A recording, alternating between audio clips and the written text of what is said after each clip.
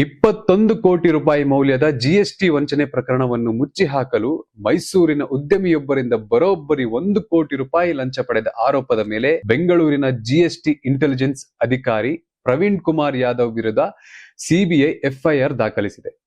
ಕೇಂದ್ರ ಮತ್ತು ರಾಜ್ಯ ಸರ್ಕಾರಗಳ ಅನುಮತಿ ಸಿಕ್ಕ ಬೆನ್ನಲ್ಲೇ ಈ ಕ್ರಮ ಕೈಗೊಳ್ಳಲಾಗಿದೆ. ಪ್ರಕರಣ ಮುಚ್ಚಿ ಹಾಕಲು 1 ಕೋಟಿ ಲಂಚ ಪಡೆದ ಕೇಂದ್ರ ಜಿಎಸ್ಟಿ ಘಟಕದ senior intelligence officer Praveen Kumar Yadav ಸದ್ಯ ಅಮಾನತುಗೊಂಡಿದ್ದಾರೆ. ಜಿಎಸ್ಟಿ ದಾಳಿಯ ಬೆನ್ನಲ್ಲೇ ವಾಟ್ಸ್ಆಪ್ ಮೂಲಕ ಲೊಕೇಶನ್ ಕಳುಹಿಸಿ ಮೈಸೂರಿನ ಹೋಟೆಲ್ ಬಳಿ ಅಧಿಕಾರಿ ಲಂಚ ವಸೂಲಿ ಮಾಡಿದ್ದರು.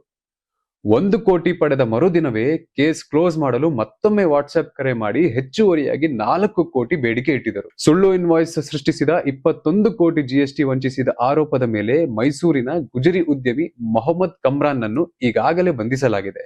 2025ರ ಸೆಪ್ಟೆಂಬರ್ 10ರಂದು ಉದ್ಯಮಿ ಕಮ್ರಾನ್ ನಿವಾಸದ ಮೇಲೆ ಜಿಎಸ್ಟಿ ಅಧಿಕಾರಿಗಳು ದಾಳಿ ನಡೆಸಿದ್ದರು. ಈ ವೇಳೆ ಪ್ರಕರಣದಿಂದ ಪಾರು ಮಾಡಲು ಅಧಿಕಾರಿ ಪ್ರವೀಣ್ ಕುಮಾರ್ ಲಂಚಕ್ಕೆ ಬೇಡಿಕೆ ಇಟ್ಟಿದ್ದರು. ಅದರಂತೆ ಅಂದೇ ರಾತ್ರಿ ಮೈಸೂರಿನ ಪಾರ್ಕ್ ಲೇನ್ ಹೋಟೆಲ್ನ ಬಳಿ 1 ಕೋಟಿ ನಗದನ್ನು ಉದ್ಯಮಿ ಹಸ್ತಾಂತರಿಸಿದ್ದರು. ಆದಾಗ್ಯೂ ಸೆಪ್ಟೆಂಬರ್ 16ರಂದು ಉದ್ಯಮಿ ಕಮ್ರಾನ್ ನನ್ನು ಜಿಎಸ್ಟಿ ವಂಚನೆ ಆರೋಪದಡಿ ಬಂಧಿಸಲಾಗಿದೆ. ಡಿಜಿಜಿಐ ನಡೆಸಿದ ಆಂತರಿಕ ತನಿಖೆಯಲ್ಲಿ ಅಧಿಕಾರಿಯ ಭ್ರಷ್ಟಾಚಾರ ಸಾಬೀತಾದ ಹಿನ್ನೆಲೆಯಲ್ಲಿ 2026ರ ಅಕ್ಟೋಬರ್ನಲ್ಲೇ ಸಿಬಿಐಗೆ ದೂರು ನೀಡಲಾಗಿತ್ತು.